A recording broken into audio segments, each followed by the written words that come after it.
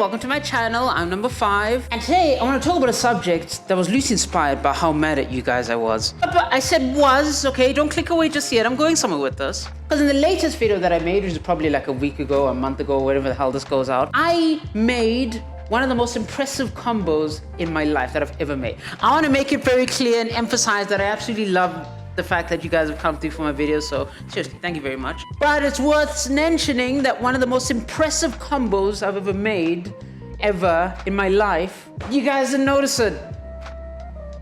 I'm a little upset at that. For those of you who are innocent and don't know what I'm talking about, here it is.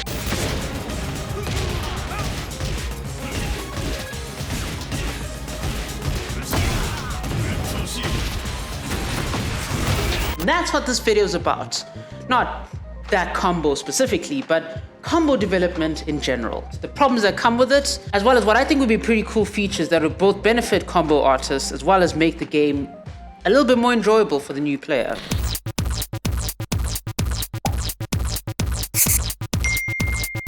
Now, I don't consider myself to be a combo artist by any stretch of the imagination.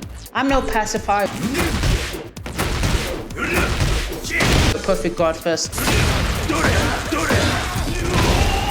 And the very few combos I've actually created from scratch, I've done them accidentally. Because my love for the game can be found in the lab, in its technical design. I mean, this is translated to me spending about 90% of my time in practice mode. I mean, that first environment that I did for my first video, I nicknamed the lab, because I wanted to talk about the labbing experience. And I think this kind of thinking when it comes to practice mode is how you approach combo development. That there's a lot of things that are like basically unknowable.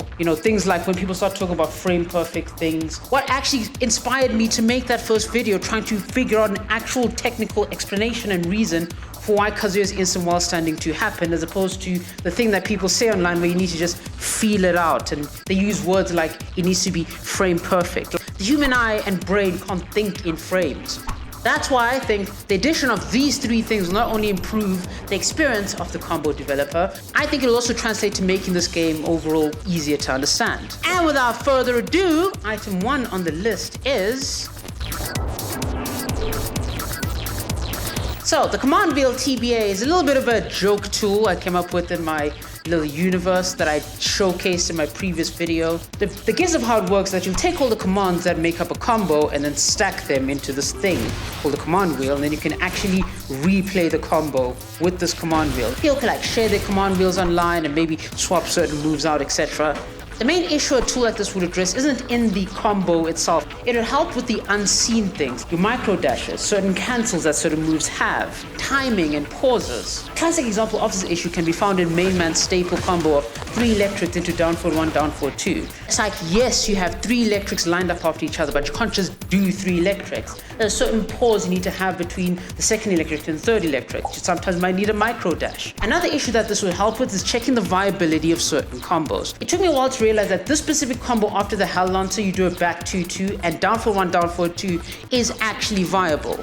A tool like the command wheel could help you set it up, and then you could try to brute force it over and over and over again with different combination of moves at certain points.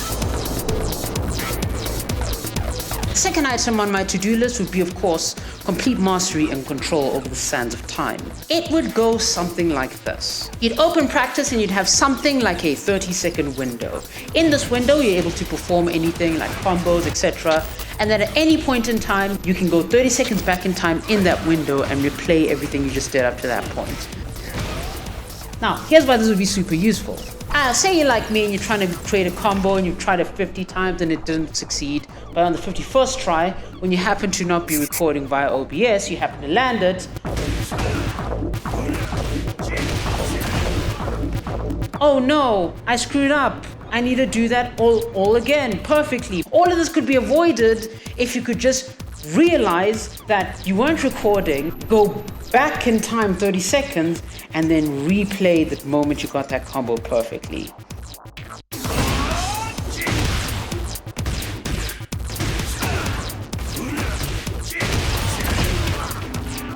You know what I mean? Another thing that this would help with, command wheel didn't exist. Slowing down footage so you're able to like understand the timing of certain combos. For example, in this super complicated combo that I made, there's obviously a lot of character floating happening, and it'll be useful for someone who's trying to say replicator to be able to slow my game down and actually see when you should be pulling the trigger to make the floats chain up. And also, if you're me, maybe you'd have realized a lot sooner that this combo is not really reliable because person's on the ground just long enough that if they were to simply side okemi or quick stand, they can just escape the damage. So, you know what I mean? On to our third and final pick of this video.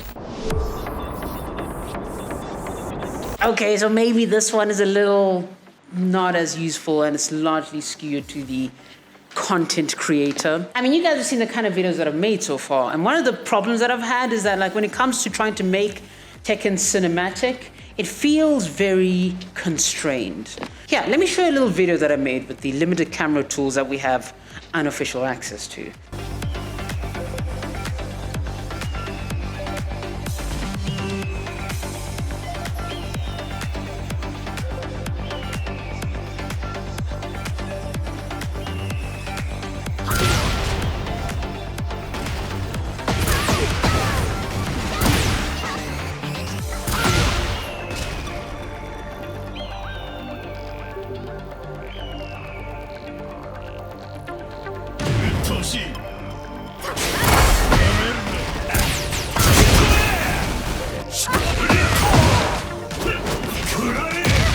Because when it came to trying to record things at different angles, you know, a lot of the limbs of the characters are very spindly, which makes for a great user experience, but not really great for a cinematic one.